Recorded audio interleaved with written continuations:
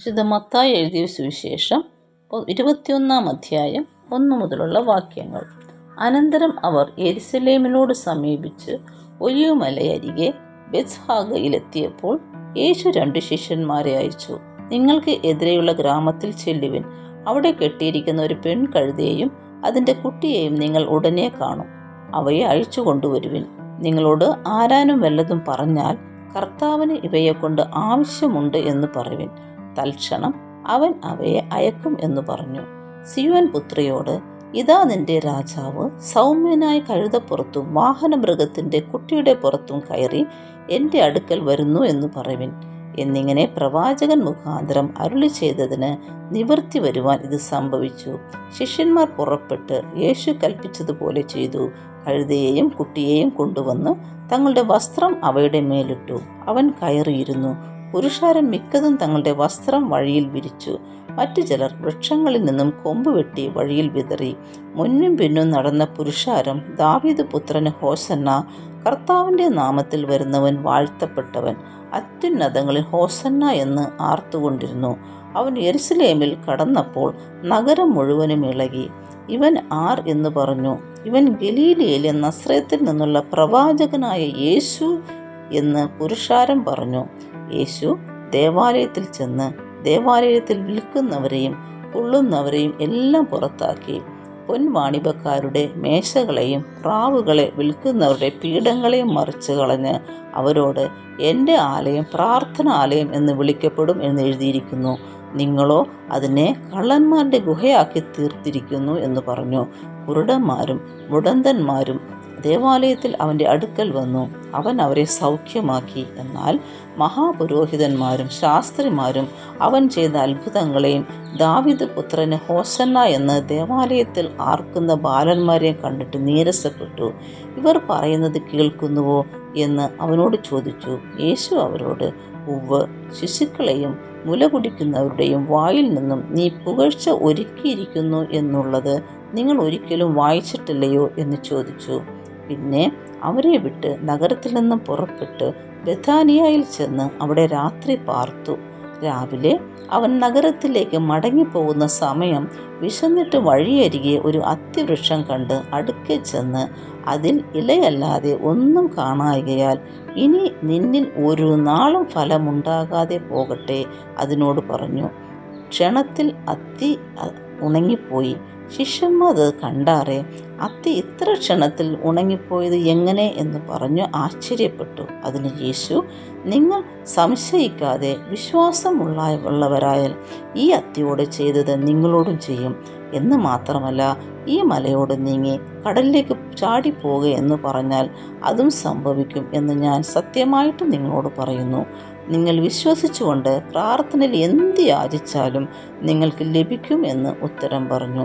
അവൻ ദേവാലയത്തിൽ ചെന്ന് ഉപദേശിക്കുമ്പോൾ മഹാപുരോഹിതന്മാരും ജനത്തിൻ്റെ മൂപ്പന്മാരും അവൻ്റെ അടുക്കൽ വന്നു. നീ എന്ത് അധികാരം കൊണ്ട് ഇത് ചെയ്യുന്നു? ഈ അധികാരം നിനക്ക് തന്നത് ആർ എന്ന് ചോദിച്ചു. യേശു അവരോട് ഉത്തരം പറഞ്ഞത്, ഞാനും നിങ്ങളോടൊരു വാക്ക് ചോദിക്കും. ഇത് നിങ്ങൾ എന്നോട് പറഞ്ഞാൽ എന്ത് അധികാരം കൊണ്ട് ഞാൻ ഇത് ചെയ്യുന്നു എന്നുള്ളത് ഞാനും നിങ്ങളോട് പറയും. യോഹന്നാൻ്റെ സ്നാനം എവിടെ നിന്ന്? സ്വർഗത്തിൽ നിന്നോ മനുഷ്യരിൽ നിന്നോ? അവർ തമ്മിൽ ആലോചിച്ചു. സ്വർഗത്തിൽ നിന്ന് എന്ന് പറഞ്ഞാൽ പിന്നെ നിങ്ങൾ അവനെ വിശ്വസിക്കാഞ്ഞത് എന്ത് എന്ന് അവൻ നമ്മോട് ചോദിക്കും. മനുഷ്യരിൽ നിന്ന് എന്ന് പറഞ്ഞാലോ നാം പുരുഷാരത്തെ ഭയപ്പെടുന്നു. എല്ലാവരും യോഹന്നാനെ പ്രവാചകൻ എന്നല്ലോ എണ്ണുന്നത് എന്ന് പറഞ്ഞു. അങ്ങനെ അവർ യേശുവിനോട്, ഞങ്ങൾക്ക് അറിഞ്ഞുകൂടാ എന്നുത്തരം പറഞ്ഞു. അവൻ അവരോട് പറഞ്ഞത്, എന്നാൽ ഞാൻ ഇത് എന്ത് അധികാരം കൊണ്ട് ചെയ്യുന്നു എന്നുള്ളത് ഞാനും നിങ്ങളോട് പറയുന്നില്ല. എങ്കിലും നിങ്ങൾക്ക് എന്തു തോന്നുന്നു? ഒരു മനുഷ്യന് 2 പുത്രന്മാരുണ്ടായിരുന്നു. അവൻ ഒന്നാമത്തെ എൻ്റെ അടുക്കൽ വന്ന്, മകനെ, ഇന്ന് എൻ്റെ മുന്തിരിത്തോട്ടത്തിൽ പോയി വേല ചെയ്യുക എന്ന് പറഞ്ഞു. എനിക്ക് മനസ്സില്ല എന്ന് അവൻ ഉത്തരം പറഞ്ഞു. എങ്കിലും പിന്നത്തേതിൽ അനുതപിച്ച് അവൻ പോയി. രണ്ടാമത്തവൻ്റെ അടുക്കൽ അവൻ ചെന്ന് അങ്ങനെ തന്നെ പറഞ്ഞപ്പോൾ, ഞാൻ പോകാമപ്പാ എന്ന് അവൻ ഉത്തരം പറഞ്ഞു. പോയില്ല താനും. ഈ 2 പേരിൽ ആർ ആകുന്നു അപ്പൻ്റെ ഇഷ്ടം ചെയ്തത്? ഒന്നാമത്തേവൻ തന്നെ എന്ന് അവർ പറഞ്ഞു. യേശു യേശു അവരോട് പറഞ്ഞത്, ചുങ്കക്കാരും വേശ്യമാരും നിങ്ങൾക്ക് മുമ്പായി ദൈവരാജ്യത്തിൽ കടക്കുന്നു എന്ന് സത്യമായിട്ടും ഞാൻ നിങ്ങളോട് പറയുന്നു. യോഹന്നാൻ്റെ നീതിമാർഗം ഉപദേശിച്ച് നിങ്ങളുടെ അടുക്കൽ വന്നു, നിങ്ങൾ അവനെ വിശ്വസിച്ചില്ല. എന്നാൽ ചുങ്കക്കാരും വേശ്യമാരും അവനെ വിശ്വസിച്ചു. അത് കണ്ടിട്ടും നിങ്ങൾ അവനെ വിശ്വസിപ്പാൻ തക്കവണ്ണം പിന്നത്തേതിൽ അനുതപിച്ചില്ല. മറ്റൊരു ഉപമ കേൾപ്പിൻ. ഗൃഹനാഥനായൊരു മനുഷ്യൻ ഒരു മുന്തിരിത്തോട്ടം നട്ടുണ്ടാക്കി, അതിന് വേലി കെട്ടി, അതിൽ ചക്ക് കുഴിച്ചിട്ട് ഗോപുരവും പണിതു. പിന്നെ കുടിയാന്മാരെ പാട്ടത്തിന് ഏൽപ്പിച്ചിട്ട് പരദേശത്തേക്ക് പോയി. ഫലകാലം സമീപിച്ചപ്പോൾ തനിക്കുള്ള അനുഭവം വാങ്ങേണ്ടതിന് അവൻ ദാസന്മാരെ കുടിയാന്മാരുടെ അടുക്കൽ അയച്ചു. കുടിയാന്മാരോ അവൻ്റെ ദാസന്മാരെ പിടിച്ച് ഒരുവനെ തല്ലി ഒരുവനെ കൊന്നു, മറ്റൊരുവനെ കല്ലെറിഞ്ഞു. അവൻ പിന്നെയും മുമ്പിലത്തേതിലും അധികം ദാസന്മാരെ അയച്ചു. അവരോടും അങ്ങനെ തന്നെ ചെയ്തു. ഒടുവിൽ അവൻ, എൻ്റെ മകനെ അവർ ശങ്കിക്കും എന്ന് പറഞ്ഞ് മകനെ അവരുടെ അടുക്കൽ അയച്ചു. മകനെ കണ്ടിട്ട് കുടിയാന്മാർ, ഇവൻ അവകാശി, വരുവിൻ, നാം അവനെ കൊന്ന് അവൻ്റെ അവകാശം കൈവശമാക്കുക എന്ന് തമ്മിൽ പറഞ്ഞു.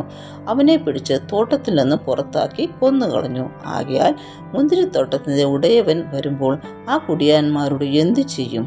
അവൻ വല്ലാത്തവരെ വല്ലാതെ നിഗ്രഹിച്ചു. തക്ക സമയത്ത് അനുഭവം കൊടുക്കുന്ന വേറെ കുടിയാന്മാർക്ക് തോട്ടം ഏൽപ്പിക്കും എന്ന് അവർ അവരോട് പറഞ്ഞു. യേശു അവരോട്, വീട് പണിയുന്നവർ തള്ളിക്കളഞ്ഞ കല്ല് മൂലക്കല്ലായി തീർന്നിരിക്കുന്നു. ഇത് കർത്താവിനാൽ സംഭവിച്ചു, നമ്മുടെ ദൃഷ്ടിയിൽ ആശ്ചര്യവുമായിരിക്കുന്നു എന്ന് നിങ്ങൾ തിരുവെഴുത്തുകളിൽ ഒരിക്കലും വായിച്ചിട്ടില്ലയോ? അതുകൊണ്ട് ദൈവരാജ്യം നിങ്ങളുടെ പക്കൽ നിന്നും എടുത്ത് അതിൻ്റെ ഫലം കൊടുക്കുന്ന ജാതിക്ക് കൊടുക്കും എന്ന് ഞാൻ നിങ്ങളോട് പറയുന്നു. ഈ കല്ലിന്മേൽ വീഴുന്നവൻ തകർന്നു പോകും, അത് ആരുടെ മേലെങ്കിലും വീണാൽ അവനെ ധൂളിപ്പിക്കും എന്ന് പറഞ്ഞു. അവൻ്റെ ഉപമകളെ മഹാപുരോഹിതന്മാരും പരീശന്മാരും കേട്ടിട്ട് തങ്ങളെ കൊണ്ട് പറയുന്നു എന്നറിഞ്ഞ് അവനെ പിടിപ്പാൻ അന്വേഷിച്ചു. എന്നാൽ പുരുഷാരം അവനെ പ്രവാചകൻ എന്ന് എണ്ണുക കൊണ്ട് അവരെ ഭയപ്പെട്ടു.